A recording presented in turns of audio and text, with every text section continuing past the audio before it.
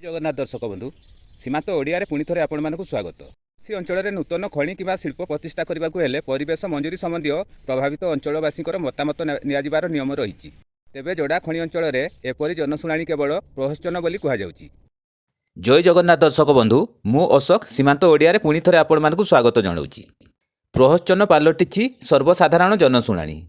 कौन सी अंचल में नूतन कल कारखाना कि खनि प्रतिष्ठा खनि किंबा कल कारखाना संप्रसारण निमंते परिवेश मंजूरी संबंधी जनशुणाणी कराजिबार नियम रही।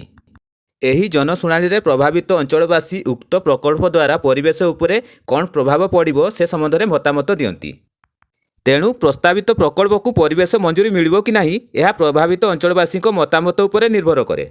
तेबे जोड़ा खनि मंडल रे हेउथिबा परिवेश मंजूरी संबंधी जनशुणाणी केवल लोकदक्षाणिया बोली अभियोग होउची। कौन सी स्थान में नूतन खनि बा शिल्प प्रतिष्ठा करागले स्थानीय केतेक लोक प्रतिनिधि और खनि बेपारी नजर प्रथमे परिवहन कार्य उपरे पड़ता है। तेणु परिवहन कार्य हातेइबा सर्तरे सेमाने जनशुणाणी को समर्थन करुवा देखा मिले। तेबे निजर केतेक समर्थकों नहीं सेमाने जनशुणाणी को सफल करुवा बेले प्रकृत प्रभावित अंचलवासी को सभास्थल माड़िबा दिया जाए नहीं। एपरी कार्य केतेक प्रशासनिक अधिकारी मध्य सेमानकु नीरव समर्थन करिथांती। सेहीपरि परिवेश मंजूरी संबंधी जनशुणाणी कौन व्यक्ति परिवेश संबंधी पदटीए कहती ना।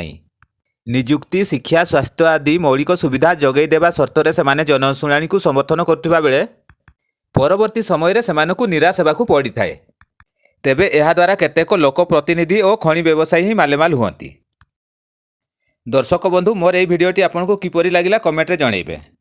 मो भिडियोटी जदि आपनको भल लागि थाए निश्चित भावे लाइक और सब्सक्राइब करिवे। धन्यवाद। जय जगन्नाथ।